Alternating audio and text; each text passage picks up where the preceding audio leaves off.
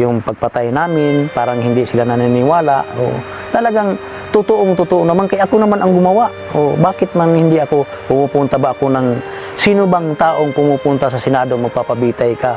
Yung iba nga nakakasagasa, tumatago. Ako pa ang dami ang pinatay. O, kasi yung buhay ko, binigay ko na sa Diyos. Ang isasabi ko lang, talagang totoong yung ginawa namin. Oo. Kung ano man ang hantungan, kung bitayin man ako, okay sa akin, wala akong total. So bakit ka lumabas?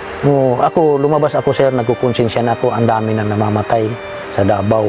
Sa Davao lang ha, ang dami na namamatay nga walang hustisya, yung kasali na yung mga inosente. Katulad nung 3 binata nga mga dalaga nga babae, 17, 18, 20 ata yung mga edad niya, kinuha namin sa Barangay Obrero sa apartment nga sabi ng pulis kasamahan ko nga drug pusher daw. So ako ang pumasok ng kwarto, wala akong nakita miski isa. Tapos kinarga namin sa aming service ng FX, pagkatapos piniringan, pagkatapos doon namin dinala sa San Rafael Village. Ang masaklap yun sir, kay ginalaw pa ng mga pulis.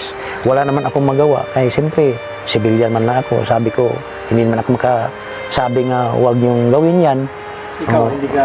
Hindi, doon na lang ako sa likod, kita na lang ako, parang umiiyak ako kasi hindi ko kaya pumapatay ng babae.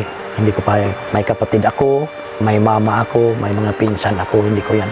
Kung lalaki, kayang-kaya ko, pero sa babae, hindi. Hindi may isang babae dun sa mga Nograles. Oo, pero hindi man ako pumatay, sir. Si Medina man. Si Medina. Kaya dalawa man kami sa bangka. Ako ang nagbubugsay, siya ang taga-saksak. Tapos linagyan na namin sa nila Arthur ng mga hollow block.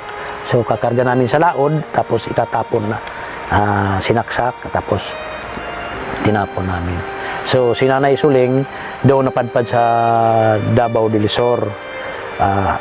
Yung isa naman doon sa beach ni Antalan mismo, Roger Antalan, sa barangay Panggubatan, Kaputian District, Island Garden City of Samal.